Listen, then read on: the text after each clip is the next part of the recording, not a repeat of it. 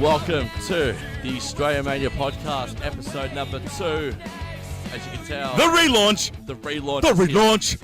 As you can tell, we've only got 2 men in here at the moment. Our great mate Ricki is not here with us this week. How would they be able to tell, Michael? Well, he's not talking. That's true. All right, good moment. Good moment indeed. But we've got a big podcast coming up, and stand by as well at the conclusion of the podcast because we'll be playing an exclusive chat me and Ricki had early in the week with the one and only, the American Nightmare Cody, before New Japan Pro Wrestling. I Wrestling. still can't fucking believe that I was not invited to this call. You are not loved for this call. Dicks. Oh, but bring in Yang. How are you, Yang? I'm lovely. I am absolutely lovely. I got up at the ass crack of fucking dawn. You said to me, hey, let's get a show filmed in the morning. Let's get it done nice and quick so we can get it up nice and quick. I said to myself, yeah, sick, all right. I planned my route. I got into the studio an hour early. I'm like, boys, sick. Got myself a coffee. And then Ricki says he's not coming in. And here I am. I thought my day was going to go bust. But you know what? Captain letdown here. Captain absolute letdown. Captain, a little bit of a buzzkill over there. That's okay, though. But yeah, no, because we're gonna get something out. Yeah, we're gonna get something out. We'll get something out definitely. Wasn't the busiest week in wrestling? Not right? really. Nope. Wasn't the busiest week, so we can do it. We can do it. We can banter. We can banter for a bit. All right, let's jump in. Sorry, well, how are you, Michael? Actually, that was rude. Well, you asked me, but I never asked you. I'm well, Yang. Thank you. I missed you too for the last. I mean, aside from doing the Cody interview that I wasn't invited to, have you had an all right week? I've had a fantastic week. Yeah, actually. That sounds great then. It's been good, and I want to talk about as well that, we're finally starting to see the chamber spots open up for Raw. With Monday Night Raw. I mean, Reigns won his match, which was destined to happen. Who have you got in there right now? Do you have it loaded up? Because I can't do it off the top of my head. Because we got Reigns, who picked up that spot. We got Elias coming in at last. We got Strowman and Cena. And then we're going to pick the final 2 on this on the final coming Raw. one actually this coming Raw, because. Bear with me. Actually, before we talk about the chamber, we'll talk about something serious that happened during the week, and that is them writing off Jason Jordan in storyline. Yes. And he also went in for the surgery, too. The Miz as well. The Miz is qualified for the chamber. That's the other Miz. Oh, yeah, true. They got Miz on that. So Elias, they got the Strowman, Cena, Reigns, Miz. And then Apollo Crews. I don't care what anyone says. They booked the Fatal 4-Way for the following week. They got Bray, they got Bray, Matt, Finn, and Apollo Crews. Now, I know I sent you boys my Apollo Crews booking for this entire event, but I'm telling you what, if you want to go left of field, balls to the wall, you strap Apollo Crews with the Universal title post-Mania, and you push Titus Worldwide. I'm telling you, you make Titus Worldwide the Bullet Club of WWE, and you pit them up against the Bella Club and all those little factions coming out of nowhere. Oh my God, dude, Titus Worldwide could be legit. It could be legit, but from wrestling people that have watched online over the past week, they're expecting both Crews and Dana Brooke to be future endeavored sometime in 2018. Are you kidding me? That's what they think. Oh, well, then that completely throws out my booking at the window then. It was a good idea. Are you kidding me? It was a great booking. You throw Apollo Crews into the match. Apollo Crews shines. Roman Reigns hits him from the top of the chamber with the Superman punch. 1-2, kicks out, spear, kicks out. Crews gets the pin, goes to Mania, wins the belt. Titus Worldwide jumps in the ring, cuts a heel promo, calls himself the Titus New Order. All right, the TWO. All right. Oh, I had it all booked. Wow, so how do you feel? They have plans. They have plans of knocking them off, have they? Yeah. Well, Dana Brooke, I understand. So she's got no. Fortunately for Dana, she's got no character to her at all. She's got no wrestling skills, unfortunately for her as well. It's unfortunate because she did have that kind of appeal that maybe someone like Beth Phoenix had back when she kind of started. The strong woman. Yeah, the strong woman the kind woman of with thing. muscles. And it's worked in the past. Like they've managed to book China. They've managed to book Beth Phoenix really well. But then there's been times where I've looked at Dana Brooke and just every time she's cut a promo, I'm thinking, just please shut up. That's where she goes wrong.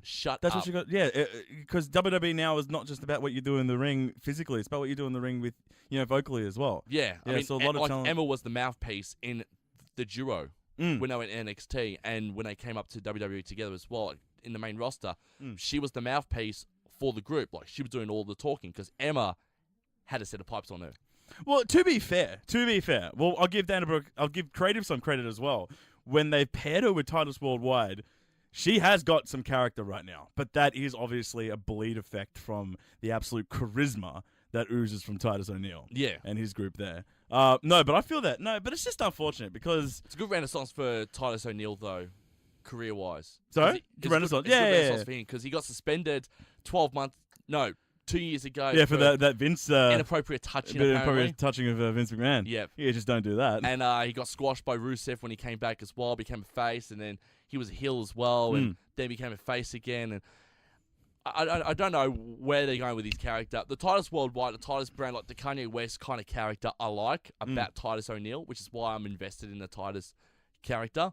I just don't know where they're going long-term with Titus Worldwide and what they're going to do with Cruz and Dana Brooke, whether they are going to keep them around and maybe do something with them, and hopefully it's not a complete failure, or they're going to be featured and endeavored, and that means where you leave Titus O'Neil and whether he stands in the company. Well, here's what I was... this is obviously just fantasy as shit, right? But here's what I was thinking when they brought up Titus Worldwide, and then they never necessarily pushed him, but in the last month or so, they've been giving him some pinfalls over the bar. What I figured that they were eventually going to do was that they had analyzed the Japanese market and saw the success that major factions have over there, where New Japan is kind of built around 3 big factions. I would have figured that obviously Titus Worldwide, maybe that in itself isn't the faction, but it was the stepping stone to an understanding that there would be a company worldwide kind of faction, because in the WWE universe it doesn't necessarily need to be Titus O'Neil. Hell, it could actually probably be even the Balor Club. The Balor Club might be the first big steps in order to get maybe 4 or 5 people a part of an established kind of club. Are we going to see maybe a fatal 4-way ladder match again for the Raw Tag Team titles at WrestleMania, where you got the Balor Club, you've got Titus Worldwide with Cruz and O'Neil, and then you've got the Bar and the Revival? Can you see that happening at WrestleMania again? At WrestleMania? Those no, 4 teams. no. Oh, well, with the shape-shifting that the Raw division has had to go through for tag, I think, honestly, I thought we were going to do WrestleMania booking a little bit later, but I'm keen to throw this out there. We'll do it a bit early. Because we got the bar with the Raw tag titles, right? Yeah. That's where we're sitting with that. Rollins and Jordan are done. They're out of the picture. They're out of the picture now, and that's just unfortunate because they had booked Seth Rollins to go up against Jason Jordan at Mania, which would have been absolutely stupid. But anyway, we'll cover that later. Successfully gone through neck surgery as well. Yeah, all the best to Jason Jordan. He's a phenomenal in-ring talent. Yeah. He's a man that is absolutely a canvas that can be worked with. I want a body like his. Huh? I have a body like his. Yeah, do you? Huh? It's hidden under the loose muscle is what I call it. It's just untrained muscle at this point. All right, I'll future endeavor this and it'll get into shape. Sweet. I can't wait to see some powerlifting videos on the Australian Mania Instagram photo. Oh, I got you. Good. So, but yeah, to further analyze the Raw tag division, at one point it was solid, right? You had the Hardy Brothers, who were let's analyze it this time last year, just a little bit post Mania season, where they had the Hardy Brothers as champions. I thought we were going to do like before the Hardys were announced. I thought you were going to do it that way, but if you want to do it post-Mania... Yeah, because that's when the Raw Tag Division was at its absolute peak. It was trading between Hardys and the Bar. You had the Shield on the ups. They were coming back. You could feel it, the tension in the air. The Revival debuted. Took out the New Day. You had the... Was it Slater and Rhino that had come over from SmackDown? Yep. So then they moved New Day... Right, which was still even stacked at that, right? We'll get to SmackDown's tag division in a minute, but yeah, they moved over Slater and Rhino, who were running with a little bit of momentum from SmackDown and the push they had there, and they've got they moved over Primo and Epico, didn't they, as well, to SmackDown? The Colognes, the Shining Stars. Did they get anyone back about for the that? tag team. I don't care about them at all. No, but now we look at the state that the Raw tag division is in now, and it's kind of actually really just 2 teams. It's dwindled a lot. The Hardy Brothers, while Jeff's out with rotator cuff surgery, we just have Woken Matt doing a segment with Wyatt. I think, honestly, while that will lead to a singles match, when Hardy does get back, I would actually like to see Wyatt reform the Wyatt family. With the Hardys? Not necessarily with the Hardys. I don't think you do it that way. Oh, unless you adopt a New Japan style faction where it's you call them the Woken ones or something, or the Broken ones, and they amass 3 or 4 people, right? I think that is where the tag divisions are gonna start to head towards, in order to not necessarily compete and take over that New Japan market, but just to, an homage that this is a successful understanding. But I think they're going to go with the Brother Nero character when Jeff gets back. Oh, 100%. Only because on Off Air Raw 25, when the Hardys made their appearance at the Hammerstein at the ballroom in New York City. Yeah. The fans were chanting for Brother Nero, and they did the obsolete song in the middle of the ring. Yeah, the absolute mark moment. No, there's 100% chance that Brother Nero returns.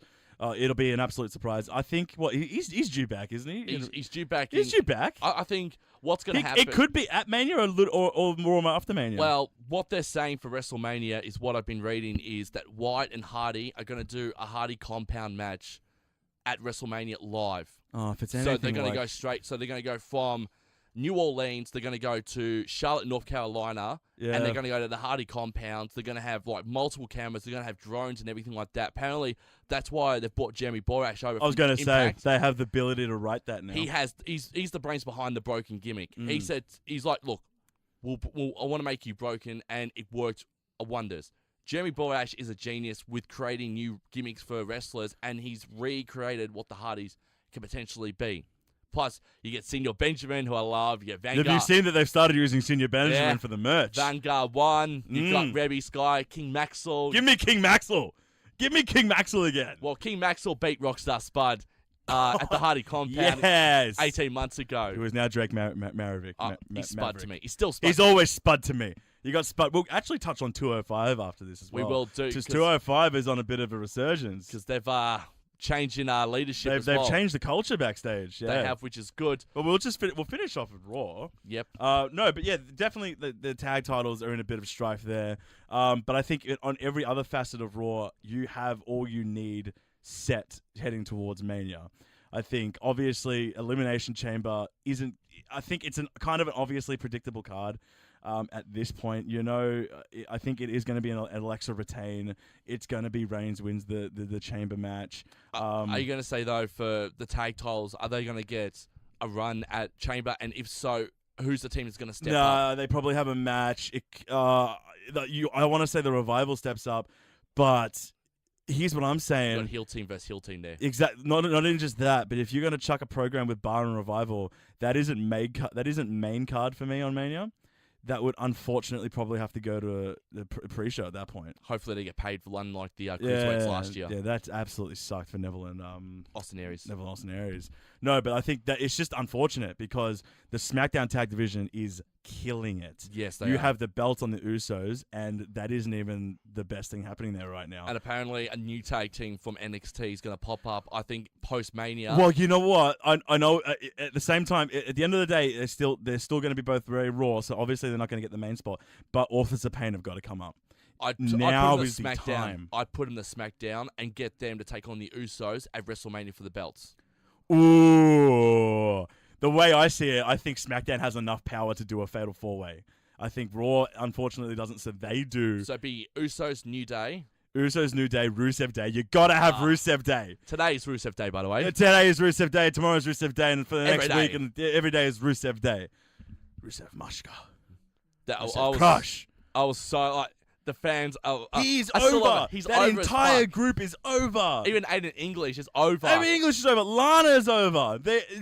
All you have to do is just say 3 words and they're over. Happy Rusev Day. Happy Rusev. It's crazy. It's crazy, but the fans want it. It's unbelievable. It's funny what gets over in 2010s has been a weird way of getting wrestlers over. Yeah. Mizdow got over. Heath Slater wanting...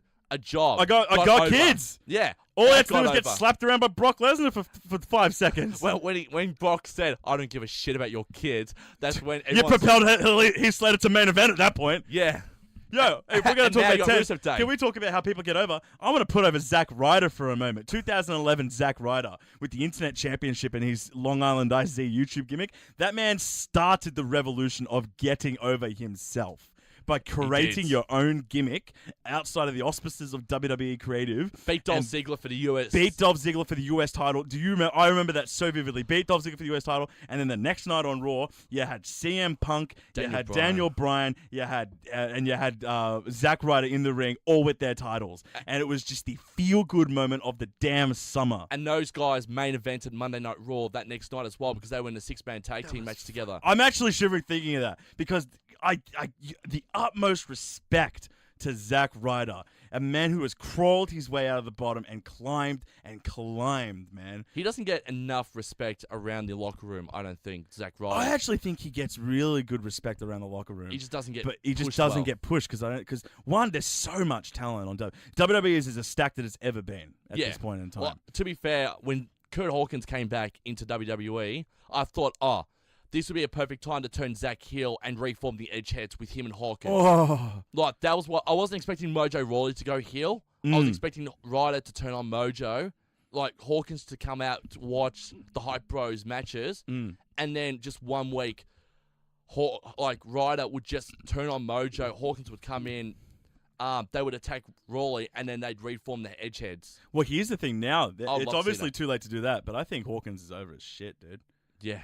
He's 0 and 155, I think. They've managed to flip that on its head. They did. Like, it's actually brilliant booking. Like, I was talking to a couple of people when this was all first coming around with they had all started counting the losing streak.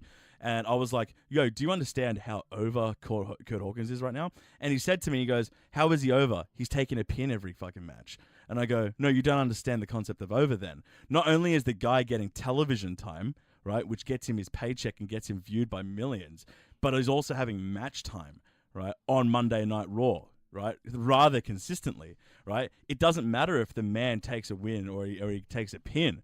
At the end of the day, it's about how you come out and looking at the match. And if he comes out looking defeated after every match, it builds that kind of emotional response. You get over.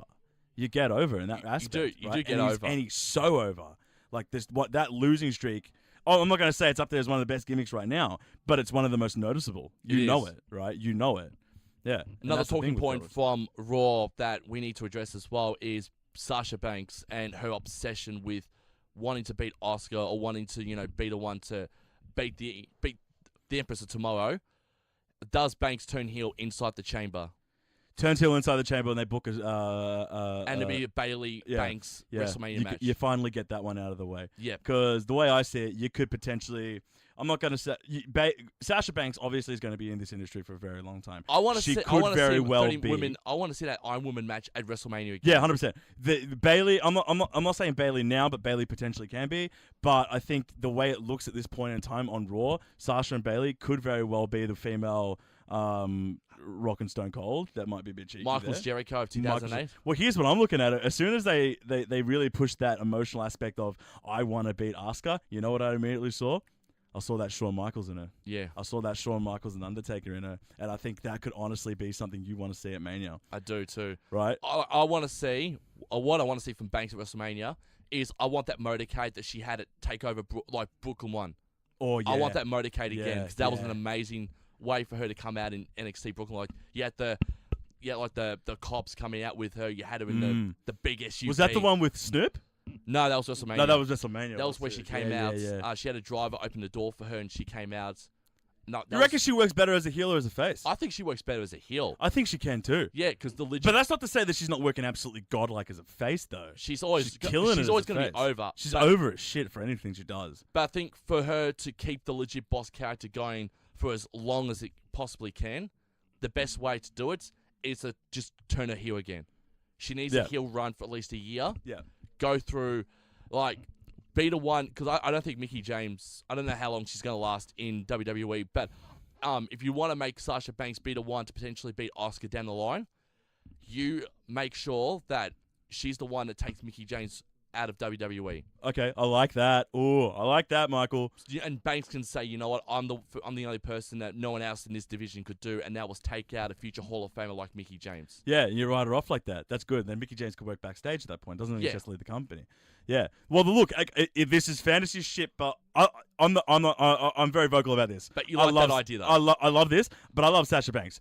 Not only just as a character, but as an actual in-ring performer. Yeah. Yeah, her moves look like they're going to kill her, right? But have they? We saw Charlotte and Sasha almost kill each other at SummerSlam and inside Hell in the Cell. Almost, right? But this is the thing. We can still be worked by Sasha Banks, by her in-ring ability. Yeah. We can actually still be worked by it. Not many people in the wrestling today we can get worked by, in a sense of their bring.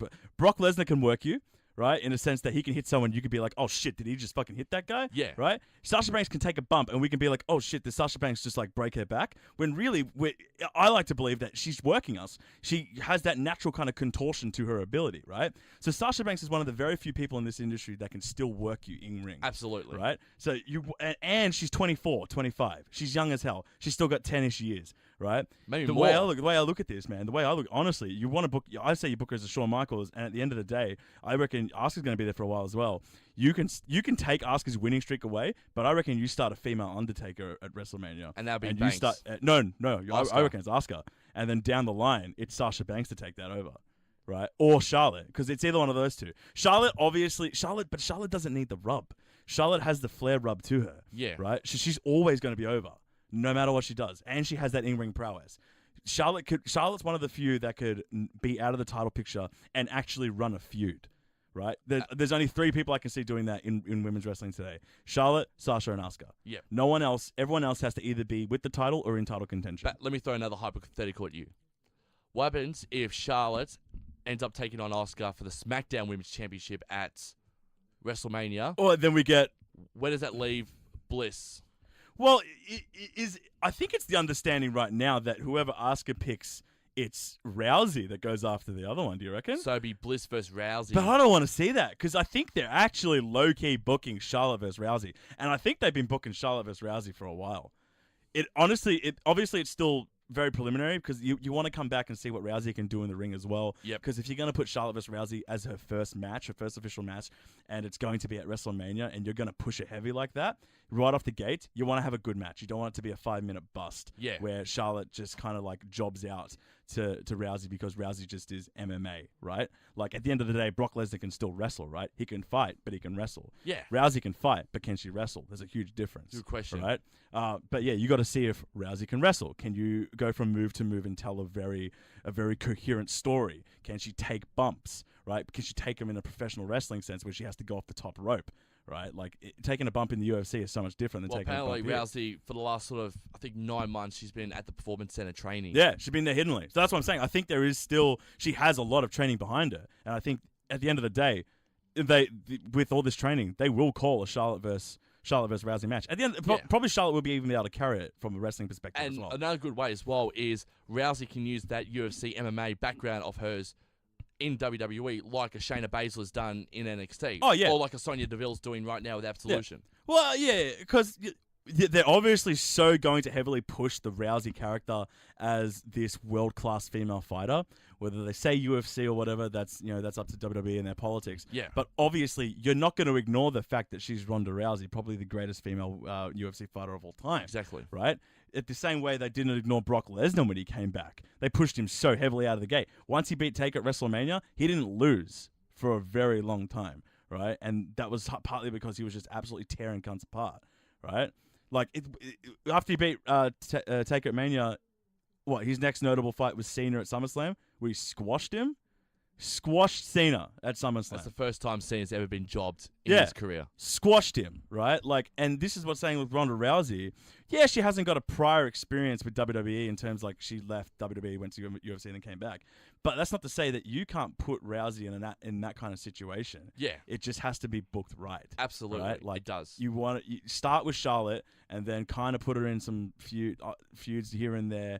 Let her have the belt for 100-ish days, but you can't be afraid to let her drop. Would a Nia Jax fall into that championship picture at WrestleMania? Nia Jax, man, she's been built really well. Built at the same time, she is suffering a little bit from the Enzo departure too, because I think that was where they had the main. I think that might have been where her gimmick at WrestleMania might have concluded, in the sense that she probably would have been at ringside for a cruiserweight bout, right? And whether she turned on Enzo or right. That I figured that would have been where they had their mind on where. But now that that's in strife, Nia Jax obviously floats around, but she's one of the most prominent female wrestlers today, probably even ever, right? And it's like, you got to ask yourself, there's only so much that her character can still be over with her power, but not with a title to it. And it's what Awesome Kong was supposed to be in WWE under Karma. That's what they were supposed to do with Karma when she was with the company. But I think now they're pushing Nia Jax to be what they should have done with Karma before she got pregnant. No, 100%. Yeah. But I think the women's division is in a bit in terms of WrestleMania only, it's in a bit of a weird pickle because I think at the end of the day, no matter what's going to happen, it's going to have 2 singles matches. Yeah. It's not something that you can look at and be like, oh, we're not going to throw a fatal 4-way with Asuka in it. It's just not fair. She won the Rumble.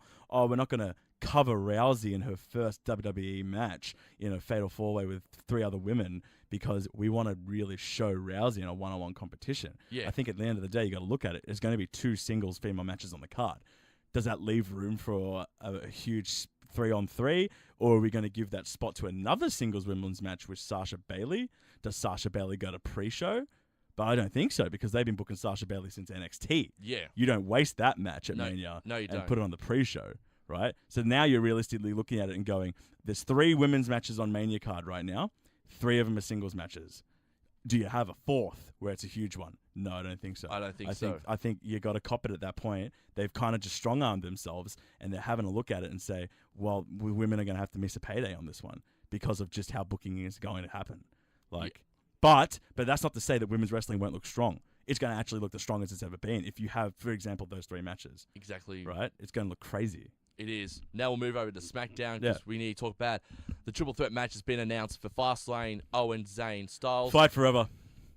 Oh, is this where we see Zayn and Owens officially 100%. end their friendship? WrestleMania 100%. headlines. Oh, I want that. I want that as the main event. That would be pretty cool. I want that as the main. These kids have been fighting. These kids have been fighting for 15 or so years at this point, haven't they? Yep. Ring of Honor, that's PWG. crazy. This is one of the other small independent shows around They're America. one of the biggest stories, not in WWE, but just in wrestling, right? Like they're the Triple H and Shawn Michaels of Indie. this era. Of this era and indie as well. Yeah. Like they have been fighting for the longest time. The in-ring chemistry is goddamn superb, right? One, I think it's unfortunate that it's happening now because of just how big this WrestleMania is going to be. It won't get the spotlight. I feel like it also should have been for a title.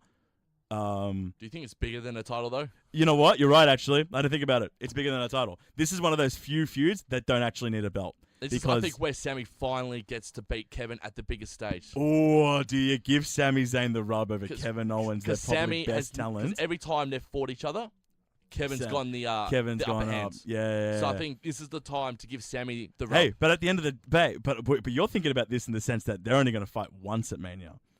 They could be the Triple H Shawn Michaels. They could be the Rock Stone Cold. They could be the rivalry of 2018. They could be, right? They could go into the rivalry of 2019. They could do a year-long feud. You could have this in the sense that Shinsuke takes the belt off AJ at Mania, right? Yep. You get Shinsuke AJ for about a month, 2 months after that, and then I think a draft happens and AJ goes over to Raw to kind of finish out his career, right? He's said before that he doesn't plan to spend too much time in wrestling anymore. He wants to retire and spend time with his kids. I say AJ Styles finishes on top and finishes over at Raw, maybe gets a Universal shot, takes out Reigns, right, and then holds the belt that way. And then once you've done that, you've got a Shinsuke running SmackDown with older talent Randy Orton running the mid-card, right? You throw Kevin Owens back into that world title picture, and you could, and like this isn't like Shinsuke and Kevin Owens, they can work, right? If you had the right creative team on SmackDown, they actually have better talent than Raw. They do. They actually have better talent than Raw. It is just about giving them the space to create, right? Because you got people like RHODES, Styles, Nakamura, Zayn, Owens. Yeah, Jericho's still technically there. Still technically. Rusev Day, absolutely over. The New Day. Their tag division, over. Right? Usos. The Usos will probably get smoothed over the Raw. I think that's their promotion for being an absolutely killing it team. Yeah. Right? And if we're going to talk trades, right, I think we'll finish with trades. Because I really want to talk trades, especially with what's happening in the NBA right now. Yeah. We'll do like a little crossover gimmick. No, but we'll just finish on SmackDown. I say after Mania, you'd strap the belts on Shinsuke, let him run with it, right? Compete with the Japan market, and then get Kevin Owens down the line to feud for it. And then you start that kind of triple threat, huge new era, Shinsuke, Sami Zayn, Kevin Owens. The indie marks are frothing at the mouth at this, right? You give them some creative leverage, you're putting on 4-star bouts easy. Definitely. Even more. Easy. All right, I think we should touch on 205, actually. I think we should too. Really quickly. Rockstar Spud. Rockstar Spud for one. General Manager. Great choice. I love him. Now, he's my boy. He's gonna. The man has the character and the look to run that division, right? But in saying, just as a little bit of incentive and help for him, backstage reports are Vince is stepping down from creative decisions on that show. Triple H is now and running. Triple H is running that. And he's also getting help from one of the lead trainers from the Performance Center too. Yeah. The one and only Mr. Adam Pearce. Yeah. Crazy, right? And he's been doing it right now for like the last 2 weeks. Immediate change in culture on that show. Yeah. Immediate change in culture. You could see it straight away. It's become more about what the cruiserweights can actually do in ring, right? It's immediately a shift in culture to what Triple H had built in NXT, where he's just genuinely about the wrestling. Do we get a Mysterio put into that as well? With Triple H running the helm there, it's a lot more likely that Mysterio would be able to do something in 205, because I think 205 can be legit now. Neville's up and about. I don't know. I think Neville in my head is someone that shouldn't have been in 205 for long, based on the fact that he's such a performer, and literally just before he went to 205, he was competing for the world title. He's someone that would be better utilized in the mid-card division straight away. But he elevated that Cruiserweight Championship. He did. He elevated it. In the same way, look, in the same way that Enzo elevated it. Yeah. Like, Enzo, say what you want about him, right? But in terms of a wrestler, in terms of what he did in the ring with 205, he put 205 on the map. And does Rich Swann come back into 205 Live, or is his career in WWE done? I don't know. It's about how much room there is in 205 at this point. They've got a lot of people there. They've just brought up Roderick Strong, apparently. I'm not a huge fan of. I think in ring he's going to be someone that's, because of the new culture, I think he'll thrive. Because with the new culture in place, you'll move NXT guys, NXT fans over to 205 and then bring in some attention from the main card solely on the fact that they now know that Triple H is booking it. But what I think they should do is they should stop doing the whole after SmackDown stick around for 205 Live. I think that the best way to do it is to have them perform at a smaller scale, like a Full Sail University. Oh, yeah? Ooh, and then really separate them. Yeah. And put them on a slightly level above what NXT would be. Yeah. Yeah. Put them at Full Sail, because I think that with the amount of people that actually give a shit about the division, it's at an NXT level. You don't have 15,000 people going nuts for an hour because they're seeing cruiserweights. No, you're 100% right. Well, look, the reason they started 205 was because of the huge success of the Cruiserweight Classic. Yeah. Cruiserweight Classic wasn't necessarily the biggest thing in the world. And that was done by Triple H. It was done by Triple H, but then Vince took over 205 Live, and see where it's gone in the last 18 months. Look, no disrespect to Vince. The man is an absolute god, right? He's created one of the greatest companies to ever exist in human history. But it's basically, he's treating them like Vince Russo did in 2000. Yeah. It's at a point now where... I'm not saying he's out of touch, but he's just juggling a lot of talent. He's juggling so much talent. He's juggling so much talent that the line between main event and mid card is so goddamn blurred. Yeah. Right? It's at a point where you looked at Seth Rollins 5 years ago and said, yeah, this guy's holding my WWE title. You now look at Seth Rollins now with 4 other main eventers. You got to say to yourself, well, Seth Rollins can actually hold the mid card title with a main event status. Right? The company's at that level. Right? And I just don't think Vince knows how to do that. He's a bit scared to pull that kind of trigger. Whereas someone like Triple H, he's got the balls to say, fuck it. I'll look at you. I'll throw the belt on you. See what you can do. So I think once Triple H takes over full operations of WWE in general, he'll pull the trigger on Finn Balor. Oh, yeah. God damn it. That's what I'm waiting for. It's only because Vince is scared about the whole injuries. He's like, whatever. They get injured, they're weak, apparently. Finn Balor is the greatest talent to ever exist in that company ever. Ever. Ever in layman terms? Ever. I will say this weekly on this podcast. Finn Balor deserves a run. I do not understand why you are wasting him, not with the Balor Club, but against the Miz Taraj. No disrespect to the Miz, right? Miz is legit as a mid-carder, but Finn Balor has got something there. He's got the oozing charisma. He's got such an over gimmick, and there is obviously signs of them respecting Finn Balor because the demon gimmick hasn't taken a pin yet. So obviously the demon gimmick is something that they're protecting almost as heavy as they're protecting Reigns at this point, right? When they bring that demon gimmick out, it's done. You know for a fact that match is won. It'll get to a point, obviously, where the demon gimmick will take a pin, but it'll be a shocker. It'll be almost as shocker as when Taker took a pin at Mania, right? This is how much they're protecting the demon gimmick. So they have some faith in him. Just give him the full reins. The man can hold the belt. He can. The man can hold the belt. Hell, I would trade him over to SmackDown post-Mania or post-SummerSlam at whatever point that is and let him feud for the WWE title, right? I think the next trade period for WWE is going to be huge. It's going to be massive. I'll say this, though. I'm going to play devil's advocate here and be Vince for minutes. I could see where he came with Raw and SmackDown, why he split them up. Raw is the more storyline-based program, more storyline-based brand. SmackDown is just nothing but just action, similar to when the draft happened back in 2002. I could see from Vince's eyes why he's done what he's done with Raw and SmackDown. Now, but it wasn't how it started. No. But now it's like, Raw's where all the stories happen, and then SmackDown is where all the wrestling-based stuff happens. Now, but that's because they moved writers. Yeah. In 2016, when they made the split, a long period of time there, argue me otherwise, SmackDown was the better show. I think SmackDown still is the better show, in my opinion. I say SmackDown's the better show in terms of overall talent. They're just not booked that way. But SmackDown... Not in terms of viewers. We disregard viewers for a second. But in terms of storylines, SmackDown had the better show. They did. Right up until they botched Mania last year by having Wyatt, their top title with Wyatt and Randy Orton in an absolute jobber of a match. Right?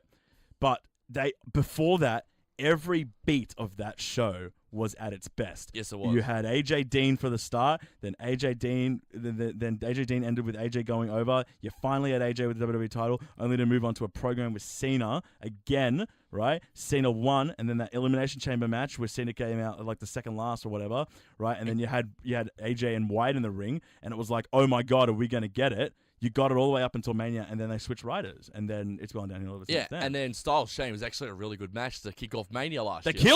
They killed it, right? This is I went to bat for Shane McMahon last year. I'm like, everyone's like, oh, it's gonna be a boring match. I'm like, no, it's not. I'm like, Shane. I'm like, even though it's a disqualification match, they'll find ways for Shane to utilize the weapons in that match, and they did. And AJ and Shane put on a good match. AJ carried majority of that match, but he made Shane a better worker. Debatable. I actually argue that they were 50-50 on that. 50-50. I say, because I had a lot of people talking to me and they're going, I don't understand why AJ's wasting his talents having to forcefully carry Shane through a match. And I'm going, are you retarded? Shane McMahon can actually put on a bout. Yeah. Like, carrying a match doesn't have to be you throwing and calling moves on the spot. He's got ring psychology. That's the most important thing. He can work emotionally in the ring. He can sell moves, right? It's not to say that his offense is particularly dangerous. His punches look like they're missing every single second, right? But that's not to say that he can take a bump. He can make AJ's moves look good, and then he can still hit him. Like everyone knows, you're going to hit him with the high spot. It's Shane McMahon. You're going to get a high spot. You're going to get the coast to coast, right? You're not watching a Shane McMahon match going, oh, I'm going to get some really good vanilla offense right at the start. Nah, his punches are trash, right? But you're in there for the high spots when he pulls out the weapons, when he pulls out the coast to coast, when he kicks out of some bullshit, right? And you got everything from that. And that's not to say that AJ was carrying it. Shane's been doing that for years. Shane can call his own spots. That match is 50-50. That match might have actually been the best match at Mania, aside from Goldberg-Brock. Yeah. Goldberg-Brock was fucking sick. Absolutely. We might even hold trades until next week. We might, because I just saw the time. Yep. Yeah. But we'll finish it up here because very, very shortly we're going to throw to the interview with Cody Rhodes as a bit of a special bonus. Yeah, a bit of special bonus that I wasn't fucking Before we do, let's do the plugs, as Ricki would say, and all that. You can find us on all beautiful podcasting sites anywhere in the world. Just search up Australian which is STRAYAMANIA. I think I said that right. I think you did. You can follow me at Tomo Media on Facebook, Twitter, and Instagram. You can follow Yang you can suss me at KingYang_8 on Twitter, but they're more active on Snapchat. I would actually. Can I plug my Snapchat? I'm 100% plugging my Snapchat. You can't stop me. No, David Yang 24. I thought it was Yang Kong. Huh? No. You can't change the Snapchat. That sucks. Oh, you can, but it's like a whole thing. It's bullshit, man. But yeah, dude, I do most of my social media on Snapchat, or you can just find me at Facebook at David Yang. I'm okay with that. I'm a very public man. He's very public. You can contact me and yell at me, David. Your opinions are stupid. Where can they find you at the gym? Huh? They can find me at the gym out in Darramut. There you right? go. I'm out there most days. I'm always training. I'm always lifting that heavy shit. Yeah. Right. If you have a suggestion, I'll point you over to the bin and tell you leave it there. Beautiful stuff. Well, that about wraps it up from us. Right now, we're going to throw it over to the chat we had with New Japan star Cody. God damn it. Coming up, as New Japan are about to make their way to Australia next week. And we'll have a pre-New Japan. We'll talk about New Japan before they actually come to Melbourne next week on the program, I think. Oh, wait, hold on. So that's next Friday. Saturday nights. Is it Saturday night? Saturday night next week at Festival Hall they're playing. Oh, it is too. So what, we're going to do one on the Friday. Yeah. Oh, I say we want to put it off, don't we? We'll talk about this. This is Backstage Politics. Yeah, we'll talk about this later. Here's the chat we've had with Cody.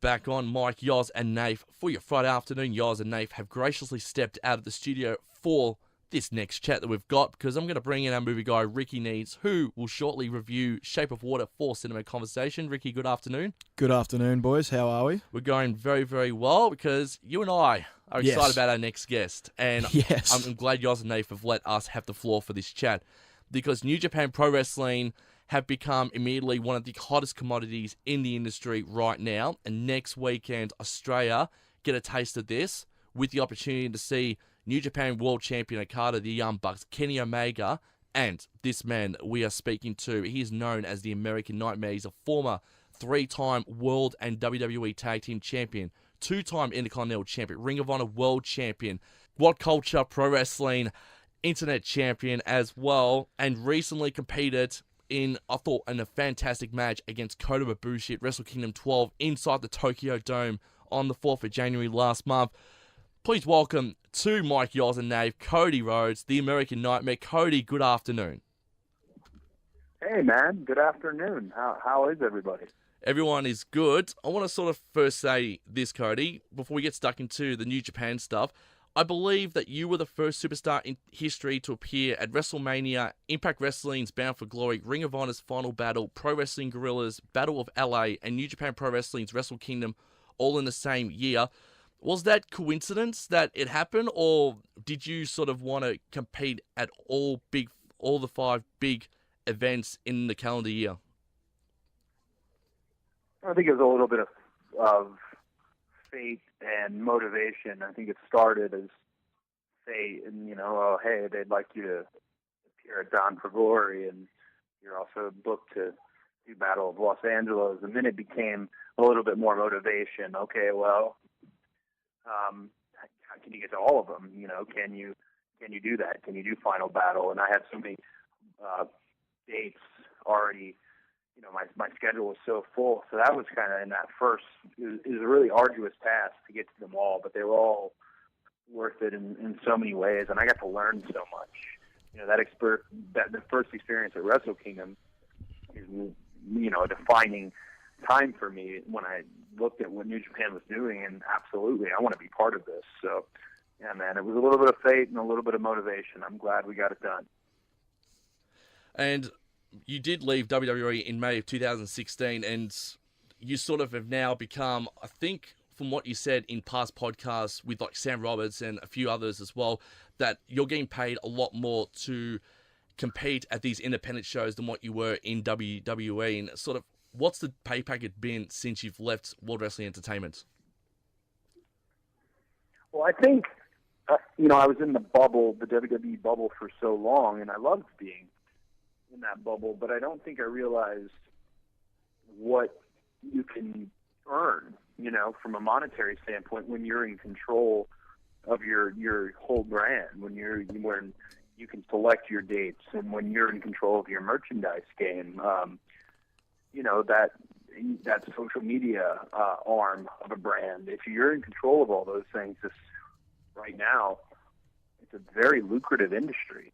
And I didn't realize it. Almost came as a surprise to me. And then, of course, in America and Canada, we have Hot Topic, which is a retail store unrelated to wrestling that decided after going to WrestleMania and seeing all these Bullet Club shirts, oh, well, we want to sell that too. And that ended up being just kind of a watershed deal in terms of when people look back at the history of this bubble and everything that's happening and this movement in wrestling, particularly independent wrestling. It's going to be well remembered for being a huge part of it. And I've just been lucky. I've been motivated and, wanted to be in certain spots, but I've also been lucky to line up and engage with people like Matt and Nick and the Young Bucks, and us having such similar personalities and similar outlooks on the game. We've really helped each other.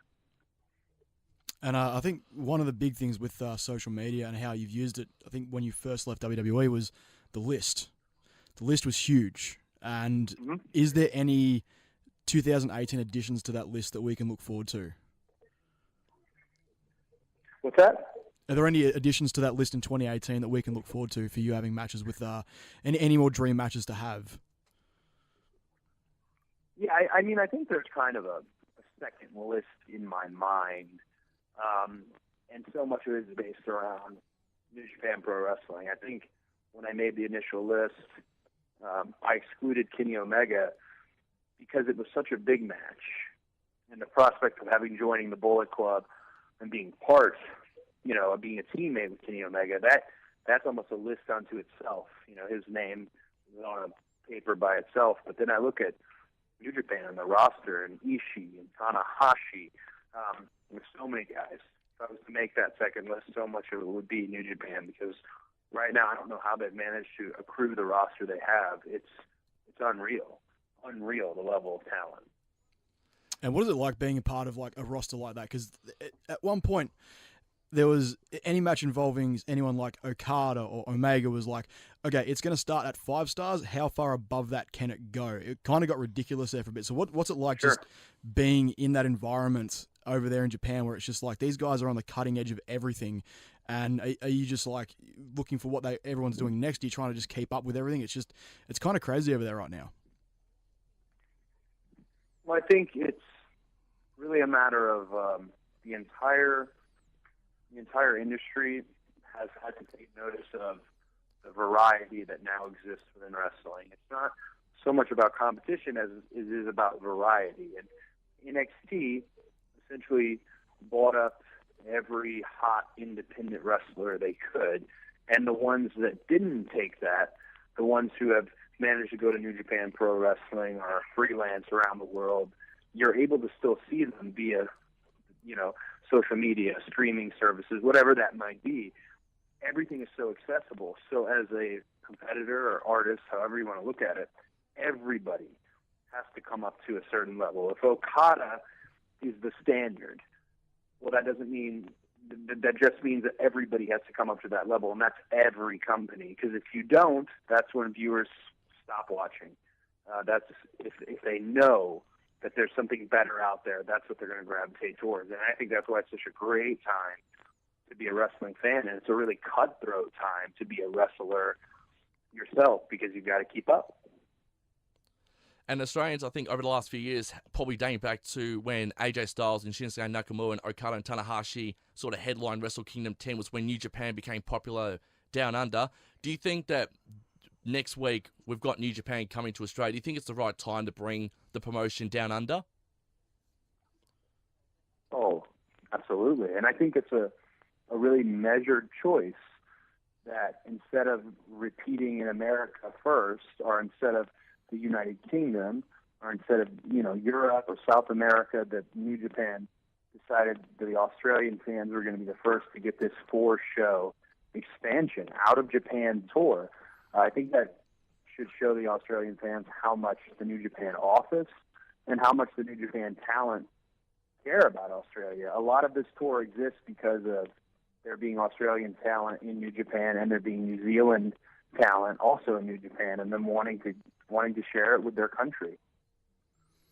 Yeah, well, we are very much looking forward to the show next week. And yeah, like you said, after the shows in Long Beach, it kind of took off in over in the Western market. It just sort of exploded, and we've been watching it for a while over here and just being like, please, please, please come out to Australia. And then we have it now. What is it like from an American standpoint, doing those shows in Long Beach, especially having the match against Okada and being sort of at the forefront of this huge expansion outside of the Japanese market with New Japan? I was very proud to be part of that very first main event in their first, foray into the United States. And I'm so proud when I see it on Access TV in the United States. I think it's just a great time to have made my decision. I got very lucky in terms of when I decided I was going to leave and go out and bet on myself. And right as I was doing that is when this is happening with New Japan, and to be able to be pursued by them and recruited by them and Ring of Honor. It just feels really good. It feels really good, but all that alone isn't it. It also, there's a big responsibility. People expect a high caliber show with New Japan Pro Wrestling, so to be carrying that forward is just a big responsibility, a fun responsibility. And before we talk about where you're going to be heading down to Australia, I got to ask about Brandy Rhodes, your wife. How is she going, molding from, because she was doing ring announcing and backstage interviewing in WWE, and now she's sort of been training over the course, and I know there's an episode of Wags Atlanta that's about to come up as well, in her sort of progressing as a ring, like a backstage personnel, to being in front of the camera and in the ring. What's it like having your wife wrestle alongside you in shows like Ring of Honor and New Japan? Well, I think I'm really proud that she doesn't use my connections. She just kind of makes her own connections. There was a Ring of Honor show 2 months ago that I was getting ready to tell her, hey, well, I'll see you when I get back. And then she told me, well, I also am going. And then the next thing you know, Ring of Honor announces her match. And she does that all on her own, which is wonderful. She's the most motivated individual I've ever met. She juggles so many projects. I have no clue how she does it. And the thing I enjoy most about watching her wrestle is seeing the light bulb go off. As someone new in the industry, nothing is more fun than watching someone fall in love with the business you love and seeing it through their eyes, just like when I started in OVW and I started getting my first high-profile matches, and then the next thing you know, it snowballs into my career. It's so fun to watch that in her eyes when she's out there, and her being able to advance in the Women of Honor tournament and that to keep going is just thrilling. Awesome. Well, we have the shows up next week. What can you tell us? What can you say to our viewers right now, or listeners? Give them this spiel. Why should they go and check out a New Japan show right here in Melbourne? I think if they don't, they'll regret it. In terms of good answer. Yeah, world of pro wrestling has become sports entertainment, and New Japan skews so much towards the sports side. It's such a throwback, but because it's almost what's old is new again in terms of what happens in the ring is the most important at New Japan. And I think wrestling fans owe it to themselves to go to these shows, to see that variety, to see that salt versus the sugar, to see that strong style. They'll regret it if they miss it. And if they go, I think they'll learn pretty quickly that this is probably going to be a pretty regular occurrence. I don't think this is one stop in Australia. I think this is going to be something regular, and we all look forward to it. We cannot wait. Saturday, 17th of February, Festival Hall, Melbourne. Tickets, I think, are still available as well at destroyerlines.com. Cody, on behalf of Ricki and I and everyone from Mikey Oz and Nave, huge thank you for joining us this afternoon. I know how busy you are doing media stuff and press stuff for this tour and getting ready to come down to Australia. We cannot wait to see you next weekend in action, and hopefully the crowd gives you the love and respect from, your late father, who was a legend in the industry, to your brother Goldust. We thank you for everything you've done for wrestling, and we can't wait to see what else you can accomplish in the industry. Absolutely, man. Me too. I'm looking forward to it.